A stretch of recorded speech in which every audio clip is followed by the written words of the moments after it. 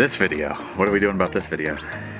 Hey guys, welcome back to our anniversary videos, and this one is devoted to our top 12 places that we visited over the past year. All right, so let's jump right into the list. The first one, is this in any particular order? No.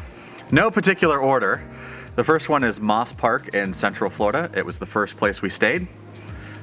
Yeah, great things about this place. The deer literally were right out the front door. Like I opened the door one day, there was deer probably 2 foot from our front door. They had great bathrooms. It's near Lake Nona, so there were plenty of places for us to still do some shopping and things as we were getting started, and the kids absolutely loved this park. Yeah, they got to explore and they felt like they could ride with their bikes around and kind of go out on their own. Yeah, but we were definitely out in the woods and it was really quiet. They had great playgrounds, geocaching, which our kids love to do. And it was a great first experience. It's surrounded by a couple lakes, so there's plenty of boating and you know, kayak, not swimming because there's paddleboard. Alligators in the lake. Yeah, not swimming so much, but boating opportunities there. So yeah. Our second one, and maybe one of our most favorite, is Cool Pines in Mayhill, New Mexico.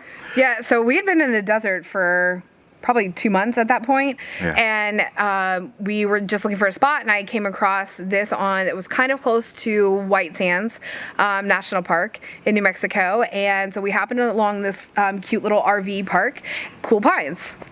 Yeah, so they just opened up when we got there. I don't think it had even been a year. Yeah. And people are super friendly there. The town's up at like 7,500 feet, and then it's right near Cloudcroft, New Mexico, which is at 9,600 feet. Yeah. And so you're in alpine forest up there in New Mexico, which is kind of a weird thing that we had no idea about before we left. Yeah. And we just kind of fell in love with the town. So that is a great little place to stay. I mean, we had deer come through every evening. Turkeys, like somewhere between like 50 and 100 turkeys come through. Yeah. It was just a great location. We loved Cloudcroft. What else? It wasn't just a great, they have like a great little like community room there where they had like a wood pellet stove. They had a PlayStation, which the kids were super excited about because they no longer had access to that kind of stuff. But just the town and the people in general. Yeah. It's such a small place that one of the town people told us that for Christmas, they only write first names on the cards. On the envelopes, because everybody knows their way there. So it's just this great little oasis, I think, in the middle of a desert that we just absolutely fell in love with. All right, the next one is maybe our most extreme boondocking spot. It was along the Pecos River. There is an overlook of a bridge down there, which is right along near the Rio Grande. It's called the Pecos River Bridge. And it's literally just called the Pecos River Bridge. Down in Texas, we were on our way up to Big Bend, and we found this spot with an overlook of this amazing bridge that spans this kind of canyon area. And the views were just absolutely amazing. I mean, we had a gorgeous sunrise, gorgeous sunset, nice people. There was picnic tables and covered areas. And I think everybody just sat out there and just watched the river and the people going over the bridge. It was really beautiful. And then a bonus was, it was only 3 miles down the road, there was Seminole Canyon State Park in Texas. Gosh, yeah. And I think that is a very underrated place. We got up, we went there the next day. It was amazing. I highly recommend going there. They had a campground, but it was closed for renovations or construction or something. So that was why we didn't stay there. And I'm so glad that we happened along the Pecos River Bridge because it was a fantastic spot. All right, number 4 was where we spent Christmas last year. It was Stone Mountain, Georgia. And if you've never been, it's a great family-oriented campground. Yeah. We had fireworks every night. Gorgeous views of Stone Mountain itself, and they had a Christmas tree lit up on top of it. You know, during the month of December, I think they do golf cart like Christmas parades through the campground. Yeah. I think they had like site decorating contests. We had a site that was on the water, so I mean, we had beautiful views of the water. And then the park itself goes all out for Christmas. Yeah, it's a private park. I think it's owned by the state of Georgia, I think. Yeah, I think the state of Georgia owns the land, but they operate it as a private like park. It's got full hookup. There's hundreds of spots there. They have yurts that we stayed in a couple years before that. Yeah. That were awesome to stay in. Lovely, lovely place. They even have like RVs that you can rent that are there on the property. The bathroom facilities were good. They had laundry facilities in each of the different sections of the park, which was really convenient. And then, the camp store had good supplies. You could easily, they have wood right up front, propane available, and all your basic needs up at the camp store. So we just really liked it. It was a great place for us to spend our first Christmas. Yeah, and there was a lot of other people spending their Christmas there too, which was really cool. So there was tons of kids. Yeah, tons of kids for our kids to play with. It was great. It was great. All right, the next one is Chosa Campground. This is in White City, New Mexico, near Carlsbad Caverns. Yep. And it's like literally the closest place that you can camp for free near Carlsbad. So it's literally just a dirt lot, and you might be thinking, why is that on your list? Right. But what do we like about it? I mean, it was easy to pull into. It's very big rig friendly. As a matter of fact, there was probably 10 massive Class A motorhomes all lined up in the middle. So no problem. We met some great people there with kids, and the kids had a great time. Its proximity to Carlsbad and to the city of Carlsbad was just great. Yeah, so it can probably fit over 100 RVs in it. It's a very large parking lot, if you want to call it that. And everybody just kind of spread out and kept to themselves. The people that we were next to, we ended up becoming really good friends with. We've met up with them, and we ended up meeting with them in Colorado. Jeff and Ashley. Yep. So hey, Jeff and Ashley. Hopefully we'll run into you guys again soon. Yeah. All right, the next one on our list, number 6, is Big Mike's Horse Rescue, which is in Homerville, Georgia. It's the first place we boondockers welcomed. Yeah, so this was a boondockers welcome spot.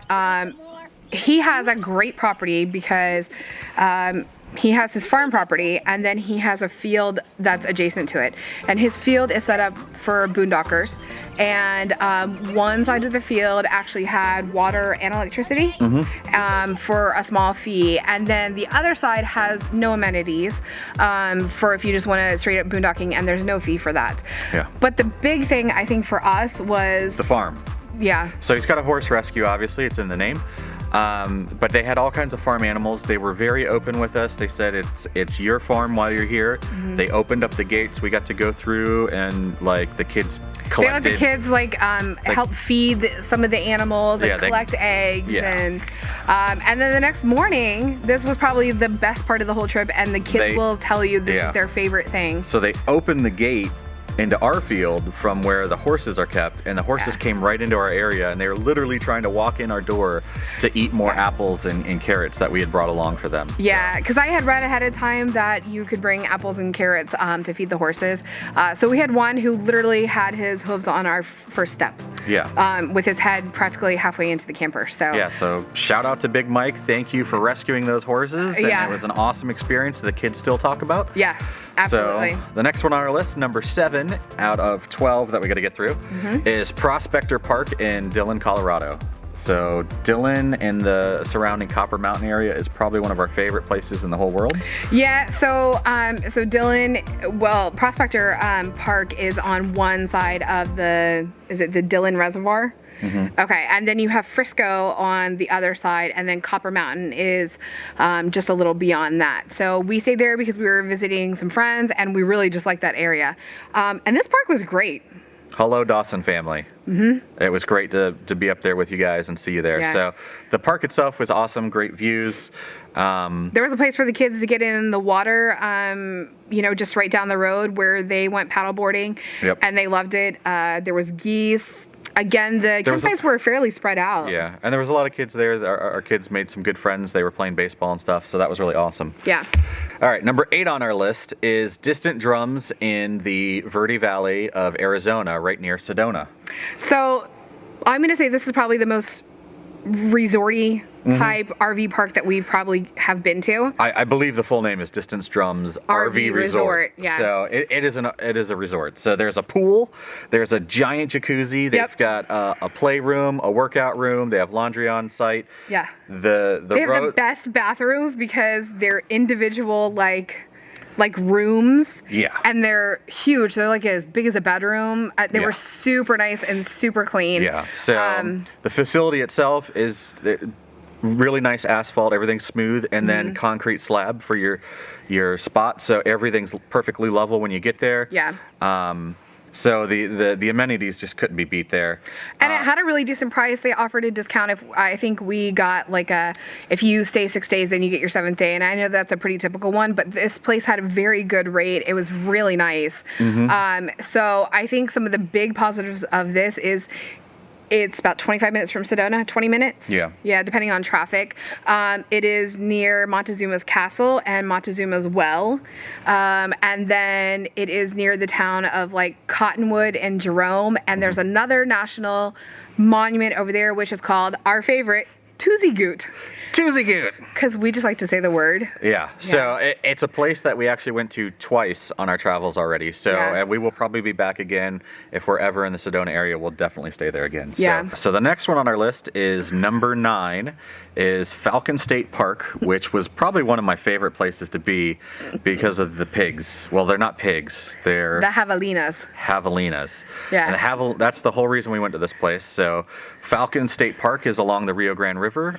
They've dammed up part of it called the Falcon Reserve or Reservoir.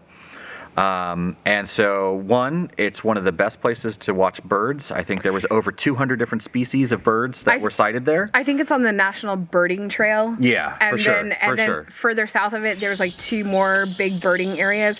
So the majority of the people, because we went in spring, are there for birding purposes. Yeah. So, but the cool thing for us was the javelinas. They come into your campsite and they're like rooting around, and it was really cool to see them. So. It's a super quiet park. Really, the only noise you hear is the javelinas grunting around. Yeah. And you literally look out across the lake, and that's Mexico. So that was pretty interesting for us to be along the border like that.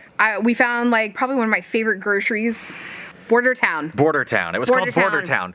If you see a border town, go into Border Town. They have the most amazing meat in there. It was phenomenal. It was so good. I mean, the people were super nice. But I would go in, and they have all different kinds of unusual meats to us, probably not unusual to the people who live in that area.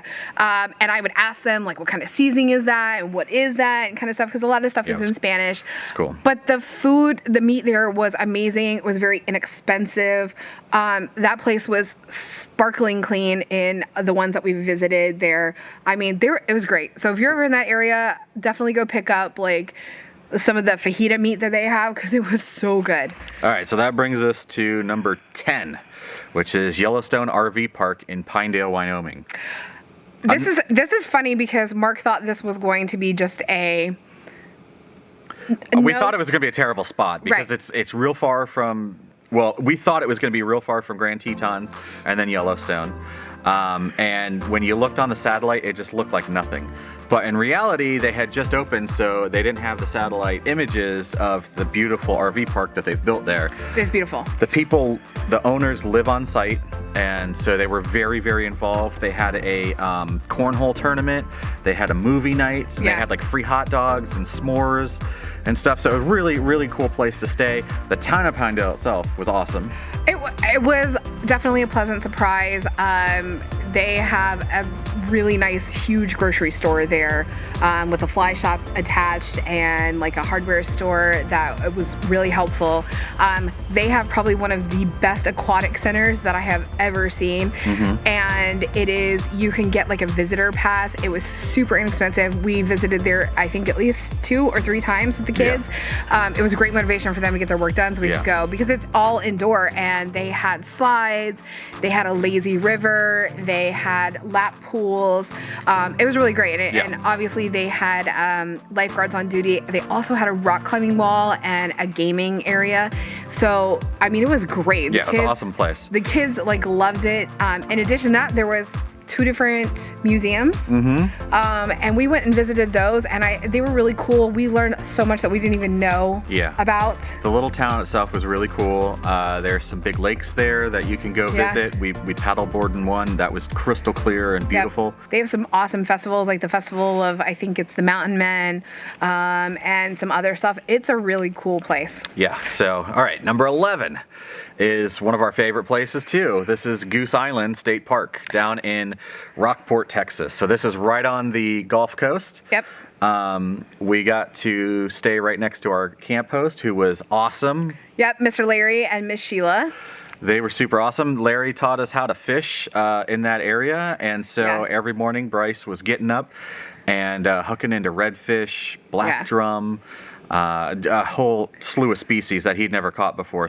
And it turned out that Larry and Bryce ended up having a little fishing tournament, and then some of the other campers in the area got into it. It was just super awesome, and they were such nice hosts that we've stayed in touch with them. They just sent a little while ago. They sent us a picture of a giant shark that they caught right off the shoreline there. Yeah. So it was a fantastic place. It's beautiful because you back up. You're literally 5-10 feet from the water when you park your camper. So it was a really cool site, and it gave us access to North Padre.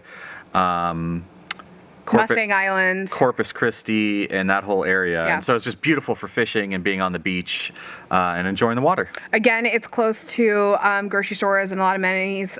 So you kind of get that remoteness with, all your modern day conveniences. Yep.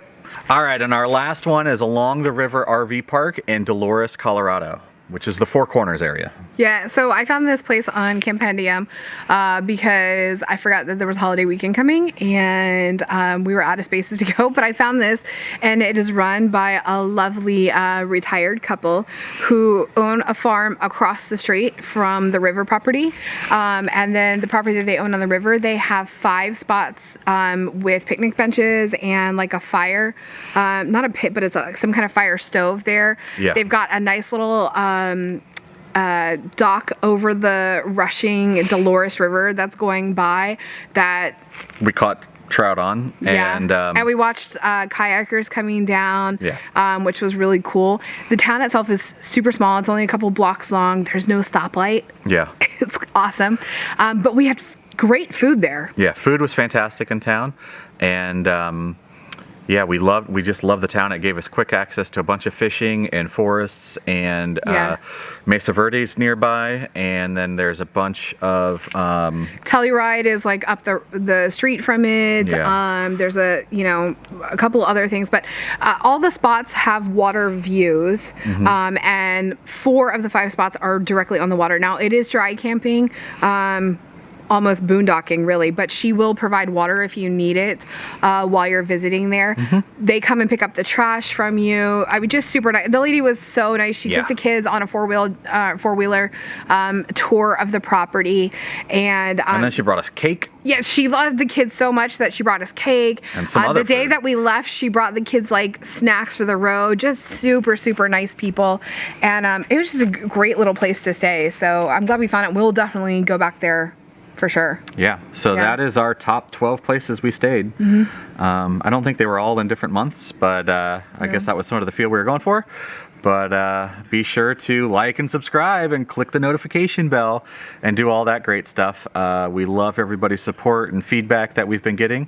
And if you're new here, thanks for joining us. We're happy that you're coming along on our little journey. Yeah. So, all right, guys. Well, thanks for watching again, and we'll see you with our next anniversary video.